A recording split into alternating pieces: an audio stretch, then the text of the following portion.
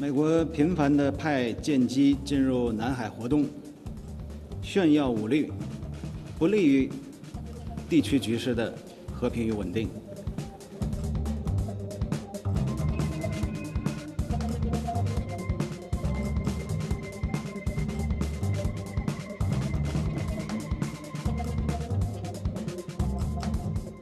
American leadership must meet this new moment of advancing authoritarianism, including the growing ambitions of China to rival the United States.